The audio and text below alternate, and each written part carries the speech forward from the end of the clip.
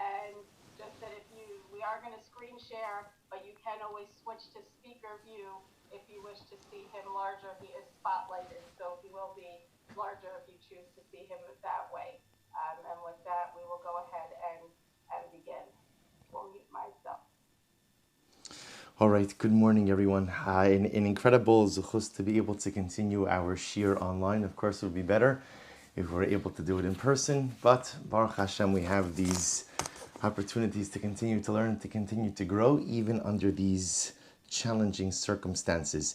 So we are in Yirtzeh Hashem, getting back to Sefer Tehillim. I thank you for allowing me to go a little bit off topic last week and focus a little bit more on the parsha, but this week we're going to begin and pick up where we left off in Perek Samech Vav, chapter 66. So again, for those of you who have been learning Tehillim with us for a little while, so you know that we don't exactly move at breakneck speed. So Baruch Hashem, through the years of learning Tehillim, we've been able to gain hopefully incredible insight and incredible depth and meaning into the prakim of Tehillim, but doing so by kind of taking our time with each of the prakim. So this week we're going to begin Kapitel Samech Vav, chapter 66, which actually we're going to spend a couple of weeks on, because as you're going to see, there's incredible beauty and incredible profundity in this particular kapitel. And in fact, this week, I'm really only going to draw your attention to the first pasuk and not even as much of the first pasuk. So we'll take a quick look at the kapitel. So the kapitel begins, the chapter begins, Lam Natseach, Shir, Mizmor, Hariyu Le'Elokim Kol Haaretz. So before we even get started with this kapitel, we know that there's something dramatic about it. Just by the way that it's introduced. Remember again, those of us who have been learning Tehillim for a little while know Lam Natseach literally means for the conductor. So for those who don't realize what that means, remember David HaMelech wrote Sefer Tehillim. Take a step back. David HaMelech wanted more than anything to be able to build the Beis HaMikdash. That's what he wanted. But he was unable to for a variety of different reasons. But what he did do is compose the music for the Beis HaMikdash. And that music is in the form of Sefer Tehillim. So whenever you see Lam Natseach for the conductor is actually a reference to the conductor of the Levitic choir. So Lam Natseach, Shir means a song, Mizmor also means a song. So we'll discuss what those different words mean in subsequent shiurim, but what I just want to draw your attention to is the introduction, the way the kapitel is introduced. So number one, this is Lam Natseach, which means it's so important that it is to be included in the singing of the Beis HaMikdash. That's one. Number two, not only is this a shir, but not only is this a mizmor, but this is a shir and a mizmor. Whenever you see a kapitel, a chapter of Tehillim that is introduced like this, that tells us that something dramatic is about to occur, that something amazing is about to unfold over the course of this kapitel. Let's just look at the first. So if you look at the theme, we're not going to go through the whole chapter now, but interestingly enough, this entire kapitel really speaks about the greatness of HaKadosh Baruch Hu. So you'll say to yourself, or doesn't most of Tehillim speak about that? That is true, but as we've seen also through our journey through Tehillim, a lot of Tehillim also speaks about adversity, also speaks about challenge, speaks about enemies, internal and external. Every topic of life is covered in Sefer Tehillim, but as you're going to see, this particular kapitel, Samech Vav, speaks very beautifully about the Ribono Shel Olam, God's love, God's protection, God's providence. But before we get into the substance of the kapitel, let's take a step back, because we know one of the incredible things to explore in Sefer Tehillim is authorship. We know David HaMelech compiled Sefer Tehillim, but we also know not every single kapitel was sung by David. It may have been compiled B'Ruach HaKodesh by David HaMelech, but different people sang different kapitlach. So if we take a look at number 2, so the Radak says, so the opening pasuk, just focusing here just on the opening phrase, Lamatzeach mizmor shir, hariyu le'Elokim kol haaretz. The entire earth shall shout with joy to God. Hariyu le'Elokim, they'll call up. Hariyu is, even though hariyu can mean also a calling out of distress, in this particular context, it means a calling out of joy, a shouting out of joy. Kol haaretz, the entire world will call out in joy to HaKadosh Baruch Hu. So says the Radak, what is this kapitel talking about? When does the entire world call out in joy to God? So the Radak writes in number 2, Lamnatziach shir mizmor haril elikim kol haaretz. Number 2, Zeha mizmor ne'emar al kibbutz Golios Yisrael. Sheyomru as haril elikim kol haaretz sheyiru haniflaos sha'asa im Yisrael. So the Radak says this kapitel is messianically oriented. When will the entire earth? Now the entire earth, the Radak understands, is a reference to the nations of the world. When will the nations of the world call out to God in unison, in song? Ultimately, again, when Mashiach comes, when Messianic redemption occurs, and everyone is able to see the greatness of HaKadosh Baruch Hu, so then by definition, the entire world will call out. Everyone will call out in the greatness of Hashem. Beautiful. The Malbim takes a different approach, and here the Malbim says something absolutely amazing. The Malbim says as follows. The Malbim writes, this is number 3. Lamnatseach shem mizmor, lo niskar shem mechabro. So the Malbim says, we don't know who the author of this kapitel is. Right? The author is not mentioned. Ule da'ati, get ready for this, mechabro hu Menashe ben Chizkiah. Says the Malbim, who is the author of this kapitel, this beautiful kapitel that speaks about the greatness of HaKadosh Baruch Hu, the creative prowess of God, the strength of God, the providence of God, the love of God? None other than Menashe, King Menashe, the son of Chizkiah. Sheniskar ki hivi Hashem alav esaretzav. So the Malbim here goes through a story. So we're going to leave the story because we're going to see it inside in just a moment. But the Malbim explains that this kapitel was authored by Menashe. Now Menashe, as we're going to see, was a serious Rasha, was a very evil individual. Something happened in Menashe's life that caused him to turn the spiritual, theological corner, caused him to do tshuva, and when he did tshuva, when he repented, he authored this kapitel. He authored this particular chapter, Hariu le'elokim kol haaretz, lamnatzeach, shir, mizmor, Hariu le'elokim kol haaretz, HaKadosh Baruch Hu, the entire earth should call out in singing to you. Menashe, the son of Chizkiah, Melech Yehuda, is the author of this kapitel. So just read 2 more lines in the Malbim. So the Malbim gives us kind of like a little bit of a cliff notes on this. Ki hevi Hashem alav sareatzav ashal melech Ashur vayilkedu b'chochim vayasu b'nechushtayim vayaviu bavela. So again, we'll see the story in greater depth. But the king of Ashur marches on Eretz Yisrael, marches on Yerushalayim. So Menashe, he and his kingdom are captured, or I should say are conquered. Menashe is captured, exiled to Babylon, to Bavel, and it is there while in chains and subjected to immense suffering. He realizes the error in his ways. He does tshuva, comes back to HaKadosh Baruch Hu, and ultimately goes ahead and writes this particular kapitel. So what's going on over here? What's the story? So what I'd like to actually spend the rest of our time on this morning is a little bit of an understanding of who Menashe was. Because it's just like any time you read something in life, it's always helpful to know who the author is. Because if you understand the author, very often you could understand the lens through which he sees the world. This is even true with many of the Mefarshim on Chumash. You know, a lot of times we learn Mefarshim, but we don't know who they are. And when you don't know who they are, sometimes you don't always understand the perspective that they bring to the particular text. And this is all the Mefarshim. So same idea over here. If the Malbim is telling me that Menashe is the author of this kapitel, that means to understand this kapitel, I have to understand Menashe. So to appreciate Menashe, you have to go back and learn about Menashe even before he's born. Take a look at number 4. So the pasuk says in the end, Melachim Beis, Parak Chaf, last pasuk in the parak, Vayishkav Chizkiah im avosav, Vayimloch Menashe beno tachtov. So Chizkiah dies. Now Chizkiah Melech Yehuda was a great tzaddik. He died, and ultimately again his son becomes his mamala makom, right? His son becomes the king in his stead. But what happened? You see, the story of Menashe's birth is not a simple one. Take a look at number 5. There's an incredible Gemara. I know that we've quoted this Gemara a number of times in other contexts, but it's a striking Gemara. Listen to this.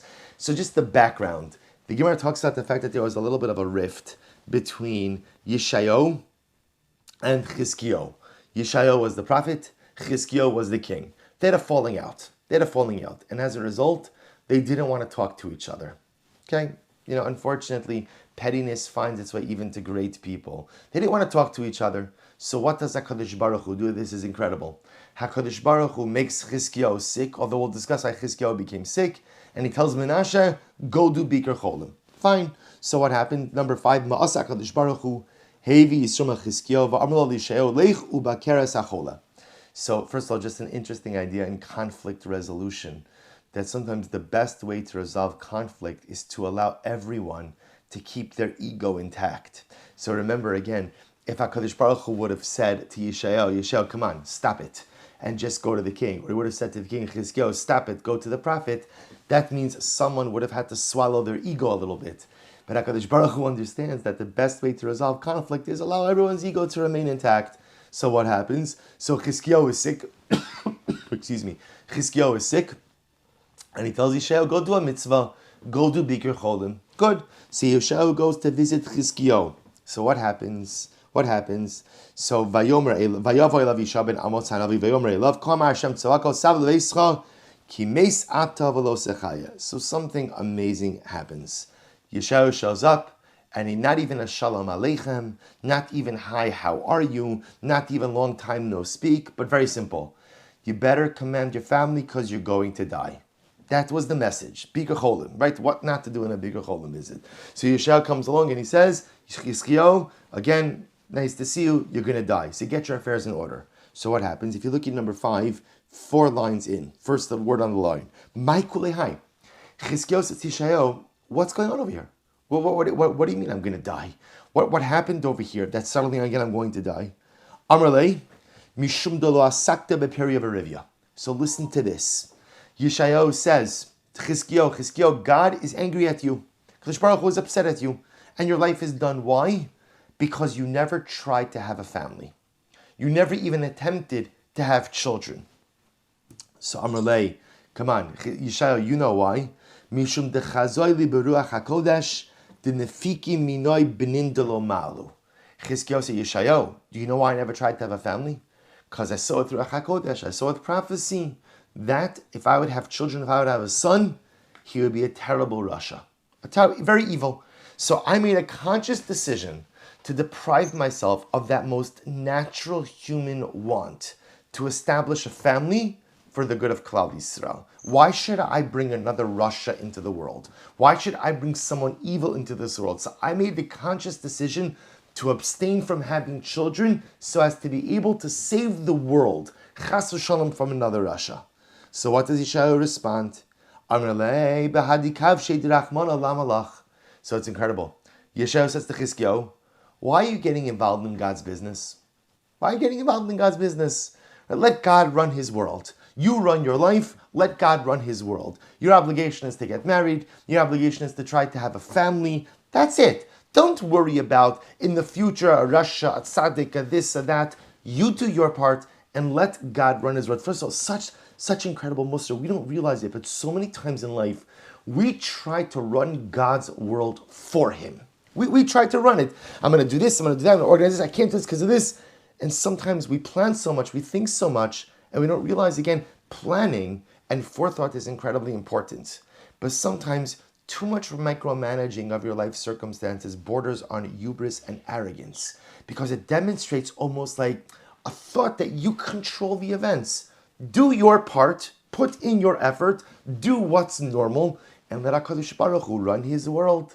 So Yeshayahu says to Chizkiyahu, I understand why you did what you did, but you're wrong. You have to get married, you have to have a family, whatever's going to happen with your kids is going to happen with your kids, but let God run His world. So what happens? So Chizkiyahu says to Yeshayahu, fine. Amarlei, he says, what's your job? You do. And let God do His part. Fine. Amarlei, hashta havli barteich. To which Chizkiyahu says to Yeshayahu, fine, you're right, I'm Mekabel the Musar. So you know what, let me marry your daughter. Apparently, again, Yeshayahu had an unmarried daughter, a single daughter. So Chizkiyahu says, fantastic, ashiduch, let me marry your daughter. And again, we'll all move on. So what happens? So he says, Amrlei, kavar nigzera alecha gezerah. Yeshayahu says, Chizkiyahu, it's too late. God decreed you're going to die. That's the end of the story. Ein al ma ledaber. There's nothing more to talk about. You're done. To which Chizkiyahu responds something amazing. Amrle ben Amotz, kale nivu'ascha v'tzei. So Chizkiyahu gets very upset. As Yeshayahu, he doesn't call him by his first name. He calls him son of Amotz.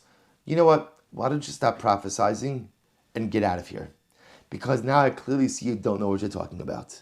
Kach mikublani mi beis avi abba, afilu cherev chada munachas al tzavaro shel adam, al yimona atzmo min harachamim. Says Chizkiyahu to Yeshayahu, I have a tradition from my fathers. Remember again, Chizkiyahu is a descendant of King David, David HaMelech. And I have a tradition from my Alter Zayda, from David, that even if there is a sharp sword against your neck, never despair. Don't give up. Don't give up, because divine compassion could always come. Chizkiyahu is so put off that Yeshayahu says those words that no one ever wants to hear. It's too late. That's what Yeshayahu says to Chizkiyahu. It's too late. It's done. It's done. You can't change course. You can't reverse the divine decree. What is. You're done. To which Chizkiyahu says to Yeshayahu, you're never done. As long as you breathe, there's always the opportunity to change your circumstances. Even if there's a sharp sword against your neck, as long as you are not dead, you can do something about your circumstances. So the end of the story is that Yeshayahu was moved by Chizkiyahu's supplicatory plea. And Yeshayahu gives his daughter to Chizkiyahu. Chizkiyahu recovers, and indeed they have a son. Chizkiyahu and Yeshayahu's daughter have a son. Again, the daughter's name that's given is Chefziba. Chefziba, we'll see that in just a moment. That's the name of Yeshayahu's daughter, and they have a son. That son they named Menashe. Fast forward, Chizkiyahu dies, and his son Menashe becomes the king. Take a look at number 6. Ben Shteimesrei Shana Menashe b'malcho. Menashe was 12 years old when he became king. V'chamishim v'chamesh shana b'malach b'Yushalayim v'shem imo Chefziba. And Menashe becomes one of the longest reigning monarchs. 55 years. 55 years, beginning at the age of 12. For 55 years he reigned. And now the story becomes incredibly tragic. Number 6, Pasuk Beis, verse 2. Vayas hara be'enei Hashem, kisavos haglayim asher horish Hashem mipnei b'nei Yisrael. And Menashe is an evil man. Menashe is an evil man. He does that which was wicked and abominable in the eyes of God.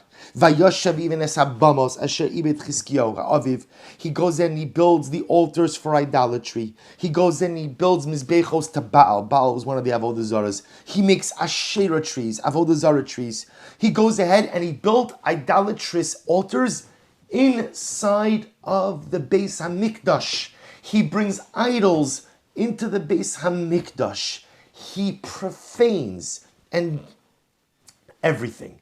Again, there's no limit to Menashe's avodah zarah, unless you think that it's just idolatry. The Gemara discusses how he had people killed, he engaged in acts of immorality. That Menashe experiences this dramatic downward spiral. Menashe becomes evil shebe evil. Evil shebe evil. One of the worst kings the Jewish people ever had. Now you have to appreciate what's happening over here. The Gemara says that Chizkiyahu could have been the Mashiach. He could have been the Mashiach, meaning the one mistake he made was the one that Yeshayahu pointed out. He didn't marry earlier and try to have a family earlier. That was the mistake. Had he not made that mistake, he could have been the Mashiach. Could have been the Mashiach. Not only that, but Chizkiyahu Melech Yehuda made sure that the tenets of Torah were spread throughout the land. In fact, the Gemara says something amazing.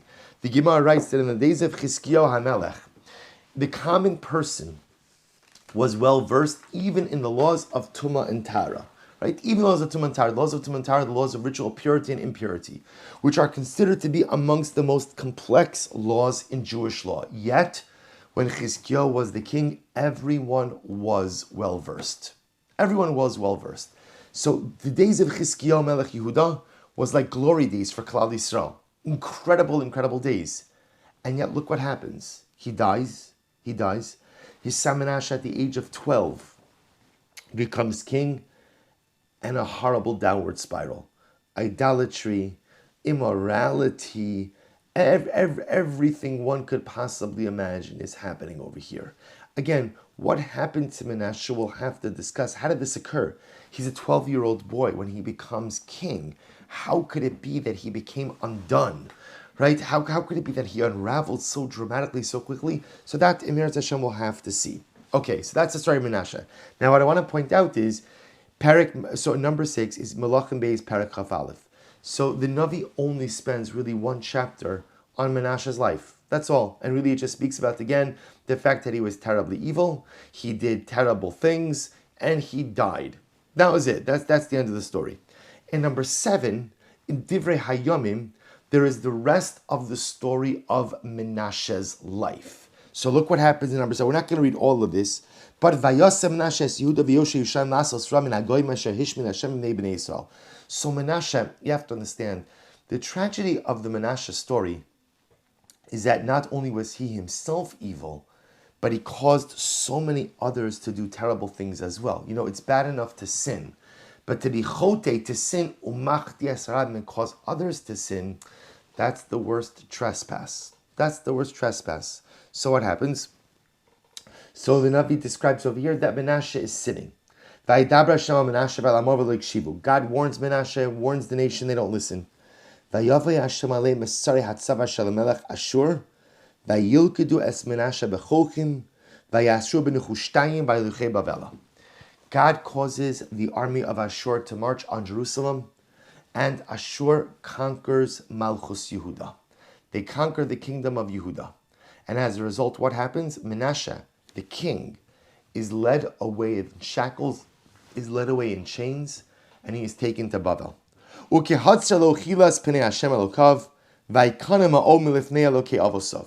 And what happens? While in captivity, Menashe has a change of heart. He realizes the error in his ways, the folly of his ways, and he comes back to the God of his fathers. God listens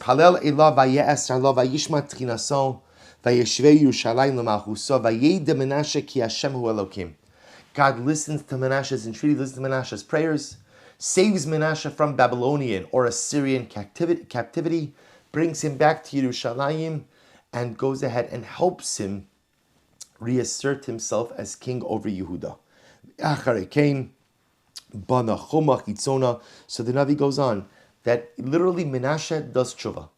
He does tshuva, and when he comes back to Yerushalayim, he does it's a 180. It's mamish a 180. He gets rid of the idolatry, goes ahead and totally demolishes all of the altars for idolatry, goes ahead and cuts down the Asherah trees, refurbishes the Beis Hamikdash and Yerushalayim. All of these incredible things until you skip till the end of number 7. So if you skip to the end of the page, actually turn the page. He goes on, and again it says, so again Menashe makes good on his relationship with God. Vayishkav Menashe mavosav, vayikberuhu beiso, vayimloch amon beno tachtav. So an incredible story. Now, interestingly enough, why this story is not mentioned in Melachim Beis is a difference, right? But in any event, Divrei Hayamim fills in the blanks.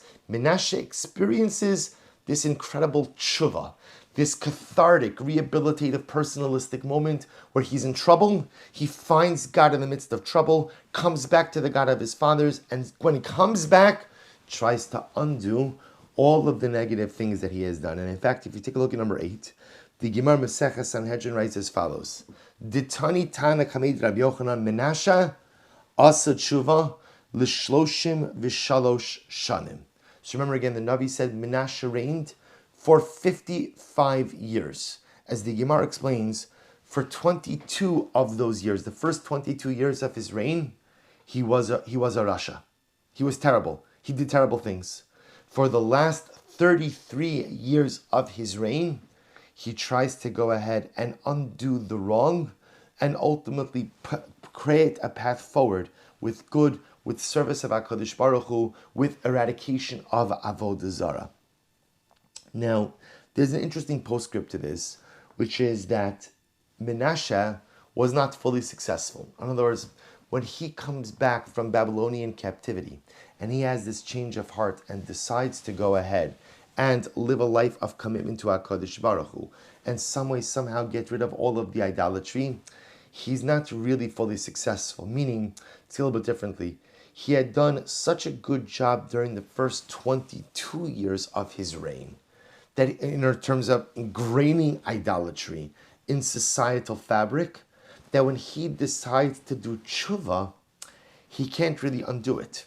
So as much as he tried to purge idolatry from all the corners of the land, when he has his moment of tshuva epiphany and he decides to change, he had done such a quote-unquote good job in the first 22 years of ingraining idolatry in the societal fabric of the Jewish nation that he was unable to fully remove it during the subsequent 33 years. That's the profound sadness in Menashe's life, which happens to be an incredible musar in general.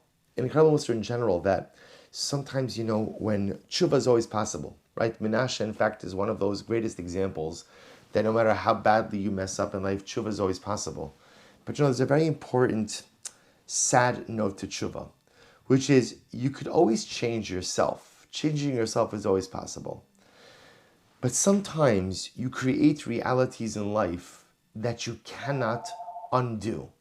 Sometimes you create realities in life which cannot be reversed, no matter how much you want to change them. And we know this. We all know this because the truth is, we all experience this in different ways in life. I have moments where I want to change. And I could change myself, and I could change anything about myself. But then I want to change so many things in life, and I want to change things in my family, and I want to change things in the life and I realize that, I can't. Right? How many times does it happen that I realize I did something wrong with the way I raised my kids? I did something wrong with the way I ran my home life, my family life. And I realize it now. I have the epiphany, and now I know. And I want to go back and change it. And I realize, it's not going to work. Either because my kids are older, or because my family life kind of has taken on a rhythm of its own, or because certain constructs that I created in life involve other people, and I can't necessarily amend that. I could change myself and anything about myself at any time. But to change the world around me, to change my family, to change my community, to change my home, that's not always so easy. Sometimes, again, certain things you do are irreversible in the more public sphere. In the personal sphere, you could reverse anything you want. In the public sphere, much more difficult. So Menashe is a true Baal Tshuva. He's a true Baal Tshuva in that he is changing and he wants to affect change. But what he did over the first 22 years was not fully reversible in the last 33 years. The Gemara tells that Menashe was such a profound Baal Tshuva that what he did was he used to send around the police force to people's homes to see if anyone had idolatry. And if someone had idolatry, his police officers would seize the idol and would destroy it.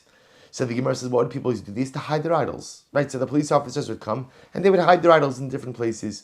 So Menashe tried. He tried. But that which he had done during the first 22 years, many elements of it were simply irreversible. Now the Gemara asks an amazing question, which is the question that bothers us. The Navi introduces us to Menashe at the age of 12 years old. And it appears that already from the age of 12, he's engaging in these terrible behaviors. And it leads us to one simple question, which is, Menashe, what happened to you? What happened over here that at the end of the day, you are engaging in these terrible behaviors, and yet you are but a child? So remember again, for the first 22 years of his reign, right? So again, from the age of 12, for the first 22 years, he's a terrible Rasha. 12 years old as a child. And yet Menashe is acting in some of the most horrific ways. And again, remember, the reason why this is even more problematic is because he had a righteous father.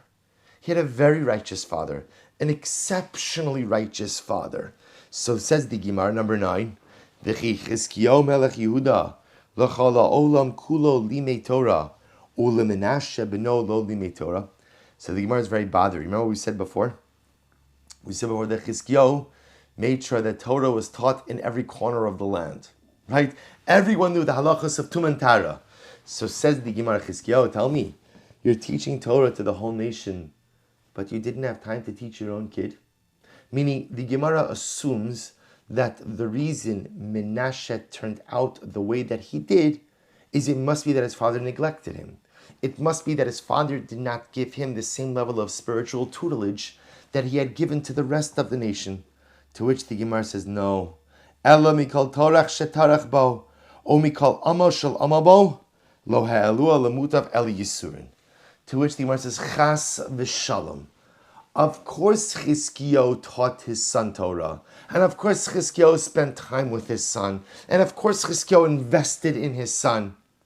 But for whatever the reason, all of that learning and all of that investment didn't have an impact on Menashe. Rather, what was the only thing that turned Menashe, the only thing that changed, that impacted Menashe? Suffering. When he's in chains, in an Assyrian prison, probably being tortured and afflicted, that's where he finds God. His father taught him. His father learned with him. His father loved him. I'm sure his father showered attention upon him. But herein lies another incredible lesson. And every parent, it's difficult to internalize this lesson, but you have to. Parents could do the best job possible. It doesn't mean your kids turn out the way you want them to turn out. For one simple reason, there's that really tricky little thing called free choice. And free choice says we all have the right to make our own decisions. It's my simba chol yom that parents shower their children with everything, emotion and time and love and healthy materialism. Give them everything. And yet children go on to make the most terrible decisions and choose lifestyles that really are contrary to anything and everything parents try to endow them with. And of course, the natural reaction is for a parent to say, where did I go wrong? What did I do wrong? And it's so important, so sometimes parents do things wrong. Sometimes we do. We all make parenting mistakes. And some people make some pretty severe parenting mistakes that leads their children to reject everything they got from the parents and to choose a new path. That does happen. But more often than not, parents do the best they can. Most of us only do the best they can. Remember again, most of us know how to be a parent from our parents. So if you came from a stable home, then you know how to convey stable parenting. But if you come from an unstable home, often you don't know any better than the chinuch you got from your own parents. But the Gemara shows us something amazing. Chizkiyahu Melech Yehuda was a tzaddik. He could have been the Mashiach. He was married to Yeshayahu's daughter, which has to mean they both probably gave a pretty good upbringing to their son. I'm sure they loved him, they cared for him, they nurtured him, they gave him all of the tools to make the best life decisions and to build a beautiful life. But he chose something else. He chose something else, right? See, the Gemara initially assumes that it must have been something deficient in his upbringing. To which the Gemara says, no, Chizkiyahu taught his son Torah just like he taught everyone else Torah. Elamai, kids make their own decisions. And by the way, even at 12, they make their own decisions to live a different kind of life and to go in a different kind of direction. And that is not necessarily a reflection on the parents. The parents might have done anything and everything, but children have free choice. So this is the incredible story of Menashe. So it's a story, and it's a tragic story. There's a beauty to it, but even in the beauty, it's heartbreaking. So you have a boy who becomes king at 12. For whatever the reason, we don't know why. Menashe made a decision to live a lifestyle that was the polar opposite of the home he grew up in. He becomes a rampant idol worshiper and spreads idol worship, idolatry, immorality, bloodshed, 3 cardinal sins. Menashe institutionalized throughout the land. The chinuch of his father didn't sway him at all. What does sway him? A dramatic/traumatic episode in his life where the king of Ashur takes him captive. He's in captivity. He has no one to turn to but God. And to his credit, in that moment, he does in fact turn to God. He says, HaKadosh Baruch Hu, help me out of this. And if you help me out of this, I'm yours. And Menashe was good to his word. God got him out of this. Menashe was his Tragically yet beautifully, Menashe spends the last 33 years of his reign trying to undo all of the damage of the first 22, was successful to a degree, but was really unable to eradicate idolatry, the same idolatry that he had introduced. But there's an amazing Gemara. Take a look at number 10. Get ready for this. Rav Ashi, Ukiya Shlosha Malachim. So the Gemara tells us, right, Rav Ashi was teaching about the three kings. Now the three kings that they're referring to are Achov, or say Yeravam ben Nevat, Achov, and Menashe. Three evil kings. Three evil kings. What happens? So the Gemara says, Amar lemachar niftach bechavrin. So he says, so Rav Ashi said, tomorrow we're going to begin the shir. I'm in number 10. First line. So the Gemara says, so Rav Ashi said, tomorrow we're going to learn about our friend Menashe. Now, he refers to Menashe in a disparaging way. Because remember again, as we're going to see in the eyes of Chazal, in the eyes of many, Menashe's legacy was that he was a Rasha. It's very nice that he tried. First of all, the Navi in Malachim Beis makes no mention of his tshuva, which is interesting, right? The Navi in Malachim Beis makes no mention of Menashe with the 22-33 split. 22 years evil, 33 years about tshuva. The Navi Malachim Beis makes no mention of that. That's only mentioned in Divrei Hayamim. Furthermore, even though ultimately, again, he does tshuva, he's unable to win back the masses. He's unable to undo all that he did. So it's quite possible that in the eyes of many, Menashe was still categorized as a Rasha because he was unable to undo all of the negativity that he had created. So Rav Ashi speaks disparagingly about Menashe. Tomorrow morning, we're going to learn about our buddy Menashe. Right, about our buddy Menashe. Not referring to him with kavod, not referring to him with honor, just simply referring to him again as our buddy. So listen to this story. It's Chazidei Bechalmei. So King Menashe appeared that night to Rav Ashi in a dream. Amar, Chavrich v'chaver davucha karislan. Tell me, you think I'm your buddy? You think I'm your friend? You refer to me in such a disparaging fashion? Let me ask you a question. When you make hamotzi on bread, when you make hamotzi, so from where should you take a bite of the bread? I'm asking, Rav Ashi, you're so great. You're such a Talmid Chacham. You're such a tzaddik that you could refer to me, Menashe, in a disparaging way, our buddy Menashe. Let me ask you a halachic question. From where do you make hamotzi in the bread? Amar lo yadana. Rav Ashi said, I don't know. I don't know where. I didn't know that there was a specific part of the bread that you're supposed to make hamotzi from. Amar le meheicha debayis l'mish hamotzi lo gamiras v'chavrach karislan. You don't even know where to make hamotzi from, and you have the chutzpah to call me your buddy. Who do you think you are, Rav Ashi? Who do you think you are? You think you know me? You think that I'm beneath you? You think that I'm not worth anything? I'll ask you a simple halachic shaila, where do you make hamotzi from? And you can't even answer. You can't even answer a simple halachic question. And I'm your buddy? So the Gemara says, Amrlei, Agmire, Ulamachar Darshino Lemishmecha Bapirka. So Rashi says, Menashe, tell me, what's the answer to the shaila? Where do you make hamotzi from? And if you give me the answer, I'll go ahead and I'll convey the halacha tomorrow in your name. Amrlei mehechid dekarim bishula. Menashe says, you make hamotzi from the crust. Right? The first bite of the bread that you should take is from the crust. The part of the bread that hardens, that's considered to be the choicest part, the best part of the bread. That's where you should make hamotzi from. Good. Amrlei. So this is incredible. So Rav Ashi says to Menashe, you're clearly a Talmid Chacham and a great man. But if you're so wise and you're so smart and you're so holy, how did you ever allow yourself to fall into the trap of idolatry?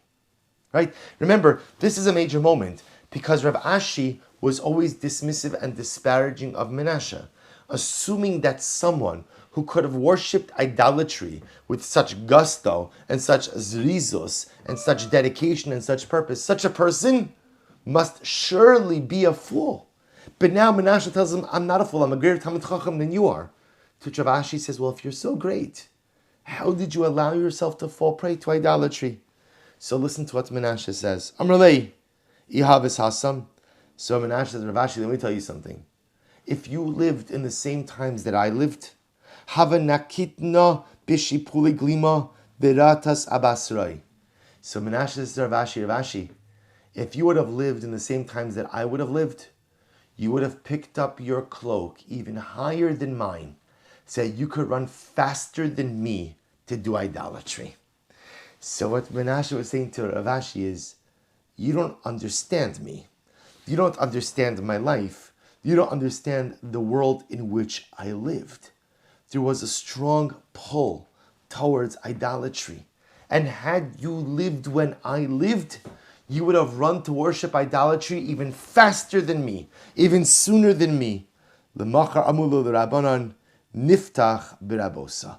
The next morning, Rav Ashi comes to Shir, and he says to the Shir, let's begin our lesson about our Rebbe, Menashe. So this incredible dream that changed everything. Rav Ashi begins by being disparaging, dismissive of Menashe. Menashe is a sinner, right? Menashe is an Ovid Avodah Zarah. He's a no goodnik. Menashe shows up and says, by the way, I'm a greater Talmid Chacham than you. But if you're such a great Talmid Chacham, how did you make these terrible mistakes? How did you make these terrible mistakes? To which Menashe says, you don't understand the times in which we lived. You don't understand the draw of idolatry. You don't understand what it means to be pulled after Avodah Zarah. You don't know what it means to have to fight that temptation. Because remember, again, there's an important piece of information over here. In general, when we look at stories of idolatry, we too don't understand it, right? For us, it seems to be totally counterintuitive that people worship idolatry. How do you worship something you just made with your own hands? But remember, again, that's because the rabbis prayed that the desire for idolatry be removed from this world. We don't have that Yetzer Hara. We don't have that desire. It doesn't exist here in this world. There are many other desires that exist, but that desire, that acute desire for idolatry no longer exists in this world. So Menashe says to Rav Ashi, how dare you? How dare you pass judgment on me through the lens of your contemporary circumstances? Come, I invite you to come live in my time. And you would see that if you lived in my time, you would have pushed me out of the way to go worship idolatry. Now, what I want to draw your attention to is this interesting exchange, right? So here, Menashe feels very slighted by the way that Rav Ashi spoke about him. So Menashe seeks to demonstrate, ultimately again, that he is a Torah scholar. He is a Torah scholar even greater than Rav Ashi. Even greater than Rav Ashi. But yet what? So what does he do? He brings up the issue regarding bread. So why does Menashe seek to go ahead and assert his mastery in halacha, his greatness right? Again, I'm sure Menashe could have brought up a number of different halachas, but it's amazing that he brings up this one. By the way, Rav Ashi, you think you're so smart? From where do you make hamotzi? And the answer for that is the crust, the part of the bread that hardens first. Why that? Right? Why is that exchange important? So look at number 11. The Yaros Dvash, Rabbi Yonasan Eibeshitz, Zecher Tzadik Livracha, writes something amazing. He says, Ze remez Menashe b'chalmo, shema shechata b'avodah zara, lo haya muchlashes, lo haya mechulshas sichlam v'havanasam. Dad Rabba, neshamos kedolos ugvuos hayu az, shai b'chet eitzadas. So essentially, interestingly enough, according to Rabbi Yonasan Eibeshitz, it's not the shaila wasn't all that important. All that Menashe needed to show Rav Ashi was that he was a greater Talmid Chacham than he was. See, Rav Ashi's mistake was he thought that sin represented compromised spirituality. That if a person goes ahead and if a person worships idolatry, that must mean that what? They are of compromised spiritual standing. They're not as great. To which Menashe says something amazing. I'm greater than you. We were greater than you. Some of the greatest Ovdei Avodah Zarah were of a higher spiritual standing than even the greatest of tzaddikim. But you don't understand the pull. You don't understand the Yetzer Hara. You don't understand what ultimately, again, what it meant to have to fight that battle every single day. So at a certain point in time, so many of us, despite our inherent greatness, succumbed and gave in. See, Rav Ashi, your premise is flawed. You think that you're greater than us because we worship idolatry. You think that the worship of idolatry shows that we had a compromised spiritual state. I'm going to show you it's just the opposite. It's just the opposite. We were so great. We were so great. And we had the capacity for such greatness, much greater than you and your friends. But you just simply don't understand the challenges that we faced each and every day. You don't understand what it was like to live in our shoes, to live in our sandals. And so as such, don't pass judgment on us. This is an incredible yesod in general, because you never know what a person is contending with.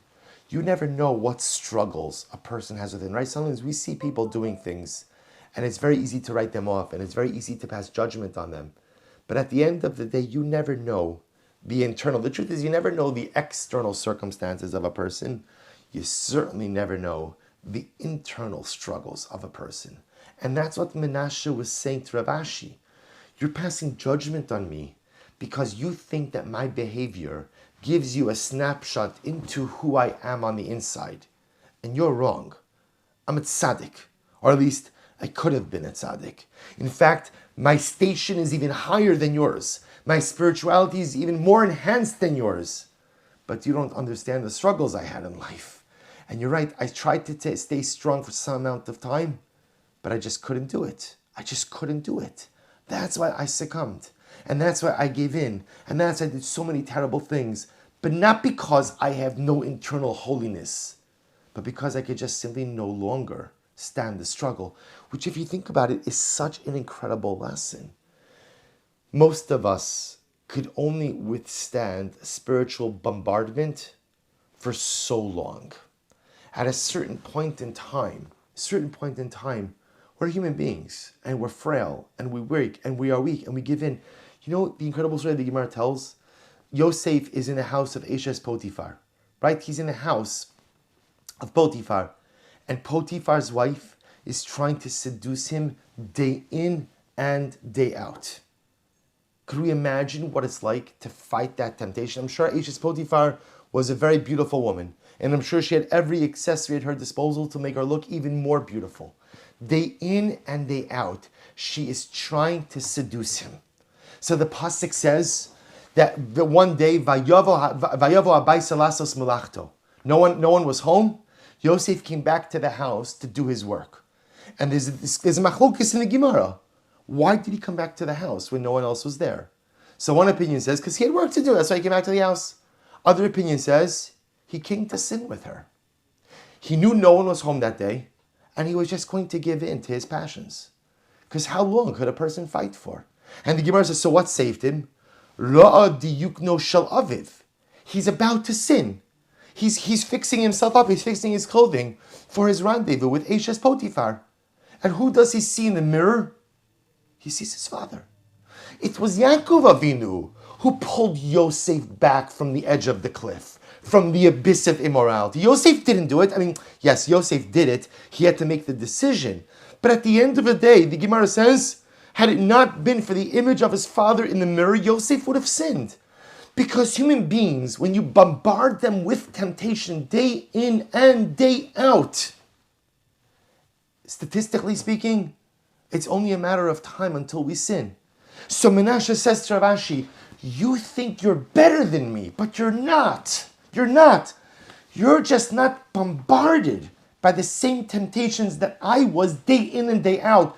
You look at me like I'm a fool for worshiping these idols. You look at me like I'm a fool for doing all of these things because you don't understand what it means to be bombarded by these temptations day in and day out. You don't understand it.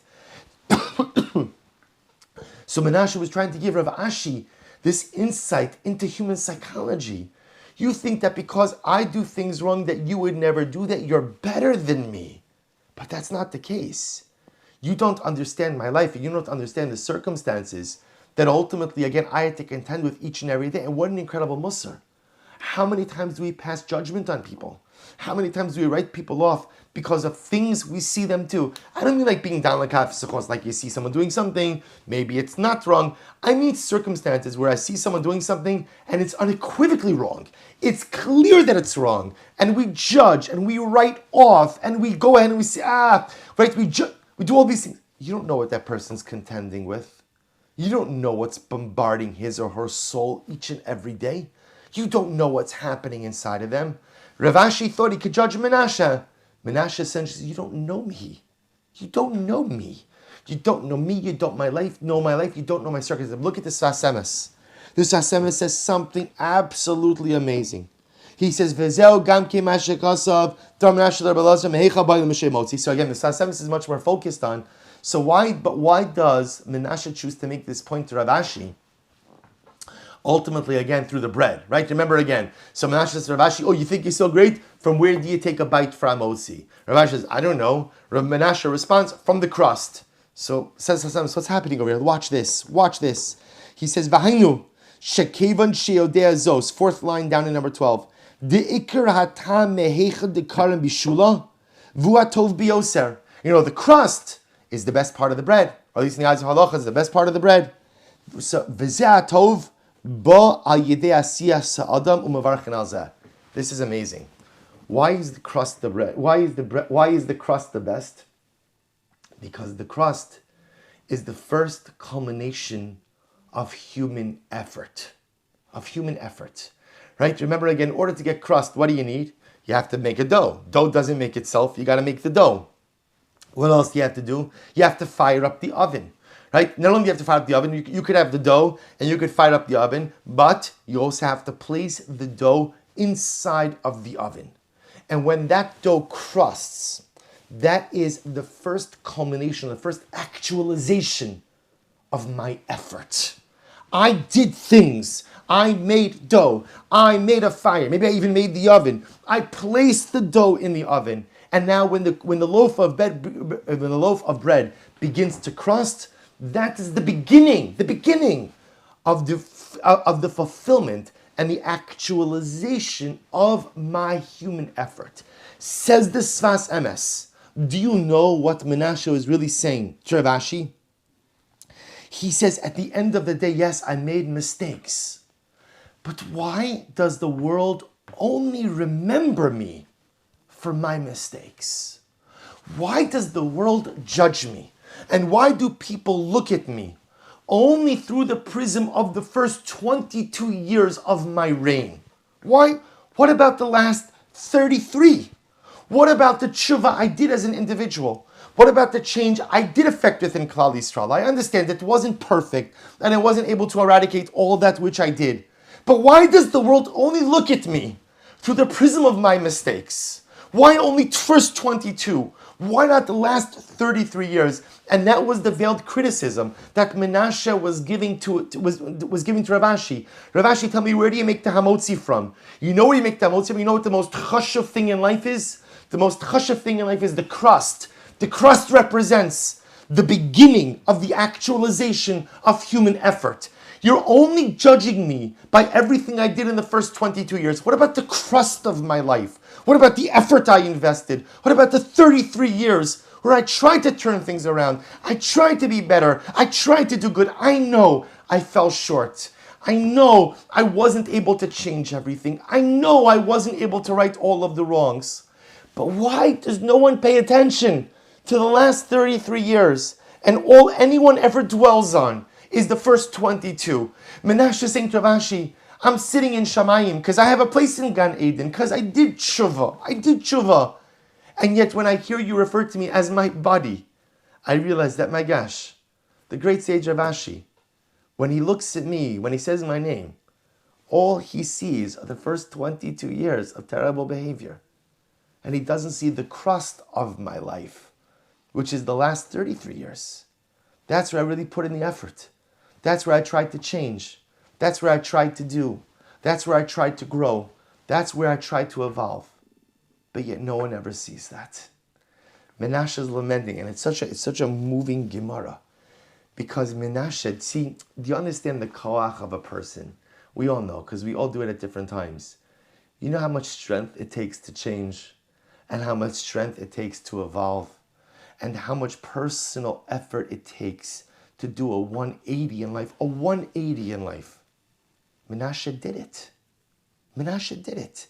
And it's not just the pshat that he did it until he got back to Yerushalayim, and then once he was safely returned from captivity, he reverted back to his old ways. He never reverted back. Most of us can't say that. Most of us, when we make change, we usually have a relapse at some point in time to our old negative behaviors. Hopefully then we get back on the wagon, we start again, we try again, but at the end of the day, most of us lapse and relapse over and over again. Yet Menashe didn't. He changed a 180, and he stayed on the wagon for 33 years until his death. Until his death. And yet the world never sees me for that. The world only sees me for the first 22 years. It's such a painful conversation when you understand it that way. And it's such a painful dynamic of King Menashe, a man who was the son of a great man. It could have been Mashiach. And by the way, you see Menashe's koach. Had Menashe somehow been able to pull it together at the beginning of his reign, he probably could have been even greater than his father. But for circumstances that we don't know, Menashe chose a different derech at the age of 12. And for the first 22 years of his reign, he engages in the most horrific of behaviors. But then he's a turning point. He changes and he sticks with the change. The 180 remains. But yet no one ever sees that. And there are so many profound lessons in that. How often does that happen in the way we interact with each other? And how often does it happen in the way we act with ourselves? So many of us walk around life with a diminished sense of self because really all we see are our mistakes. My mistakes happened 20 years ago and I haven't repeated it since. Or I made mistakes, but it was a different chapter of life. For so many of us, we can't seem to get past our mistakes. We view ourselves through the first 22 years of our reign and not through the last 33. And how many times does it happen in relationships where people we love or people we care about do negative things to us? And then they do tshuva. They try to change. They try to be better. We only see them often through the first 22 years of the relationship and not the last 33. But perhaps now we also understand the meaning and the impact of this kapitel. If you go back to number 1 for just a moment, perhaps what Menashe was saying was as follows. L'naseach sher mizmor hariul elokim kol haaretz. So Menashe says, the world sings to God. The world sings to God. So, it's interesting that I've been spending a lot more time at home, obviously, as all of us have. And in my study, so I have a window that looks out into the backyard. So now, we're in the 7th week of this. And because I was spending much more time in my house and also outdoors, I feel like I've become a little bit more aware of nature. And I realized something amazing. Over the last 7 weeks ago, the trees in my backyard were bare. They were bare. And now, Baruch Hashem, something amazing happens, which is they're filled with leaves and they're blossoming. See, Menashe made an amazing observation. Menashe said, HaKadosh Baruch Hu, the entire earth calls out to you. I think he's referring to nature. And why does nature praise God? Because something amazing about nature. When you look and you see a tree without leaves, it's still called a tree. No one looks at the tree and says, the tree doesn't have leaves, that's just a big twig, right? That's just that's just wood. It's still called a tree. It's called a tree in the dead of winter when it has no leaves. And it's called the tree again in the height of spring when it blossoms so beautifully. Says Menashe, the beauty of nature is that even when the tree is barren, and even when the tree looks dead, HaKadosh Baruch Hu, you still see that it's a tree. You see the beauty in nature, even when nature doesn't look so beautiful. You see the identity of the different aspects of nature, even when their identity is not out in full force. And Menashe aspirationally says, I wish the same could be true for me. I wish the world, I wish Rav Ashi, I wish others, when they saw me, didn't just see 22 years, but saw 33 years. I wish they were able to see that even in the man who was spiritually more dead than alive, there was still something beautiful. There was still a spark. There was still something special within that individual. That no matter how much Mizmor, just look at Mizmor Hariu Le'Elokim Kala Aretz, the entire earth, nature sings out to God, because nature appreciates the fact that God sees its beauty even when nature looks dead and dormant. Yet, we can't seem to see that in each other. If you don't look beautiful right now, I don't see your beauty. If you don't look righteous right now, I don't see your righteousness. Menashe is saying, the world only sees me as the sinner. Rav Ashi only sees me as the sinner. All they see are the first 22 years and never see me as the last 33. So it turns out, says the Malbim, that the great tzaddik, Menashe, is the author of this particular kapitel of Tehillim. We'll see how Menashe's life becomes manifest throughout the rest of this kapitel. And we'll see ultimately again how Menashe's identity and how his struggles come out through the rest of the kapitel. But now at least we have an appreciation for the author. That Menashe did really terrible things in his life. Things that were so terrible that they could not be reversed. Things that were so terrible that they could not be fixed. But despite the fact that he couldn't fix so many things external to him, he was still able ultimately to what?